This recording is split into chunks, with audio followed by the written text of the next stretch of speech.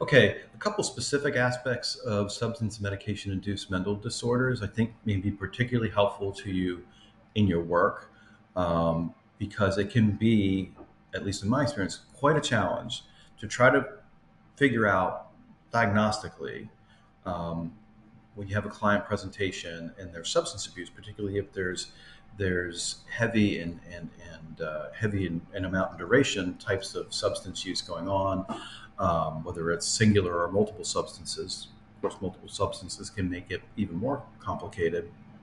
But there also appear to be symptoms that would meet criteria, things that are observable or things that the client is reporting, that would meet criteria for other mental, using the DSM's terms, mental disorders.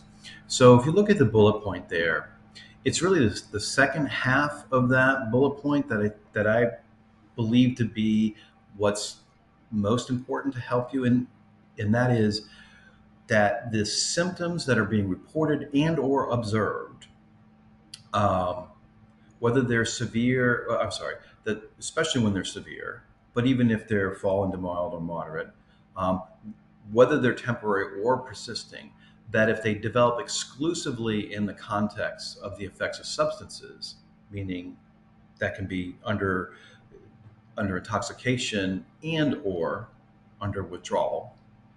Um, if these appear to be exclusive, to the best that you can tell, um, directly connected to the substance use, either in a state of intoxication or state of withdrawal, and that can include long-term withdrawal.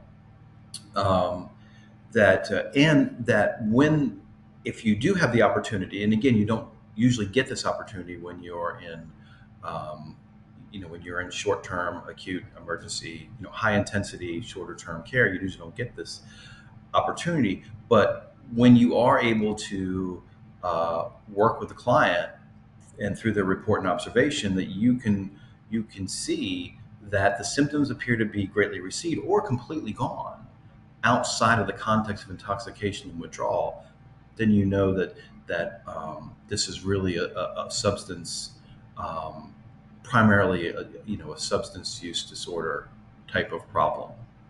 Okay. Um, Sometimes people will be in recovery for extended periods of time and be frustrated that, hey, I still have symptoms of depression or symptoms of anxiety, and I thought once I got sober for, I got my, 60, 90 day or 1 year chip that, I wouldn't feel this way anymore. Well, that happens too. And so then we know, like, okay, this person has another condition like major depressive disorder, that exists independent, or generalized anxiety disorder that exists independently of their substance use. But now we can more effectively treat them, and that's one of the things that I will say, that we can help you more, and you're able to help yourself to a greater extent without the substances. So it's not a total loss in terms of, like, well, why bother, from the client's perspective sometimes when they're putting all this effort within themselves into their sobriety and their abstinence, yet they still are bothered by the symptoms of a mental disorder. Okay. The other thing that I added to this, and this part is from me, not from the book, is that substance use can create, or can be the driver, or the source of the source or primary driver of a mental disorder, um, or a collection of symptoms that look like they may meet criteria for a mental disorder, um, that where the substance use criteria is not necessarily met.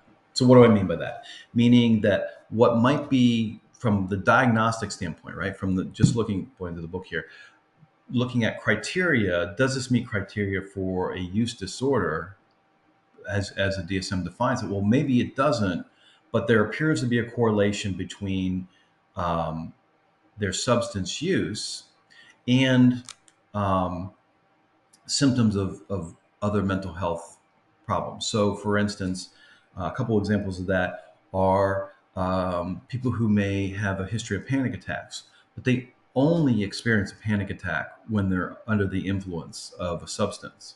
And that can be and that doesn't mean doesn't mean intoxication necessarily. They can just be under the influence of it, but not meet criteria for intoxication.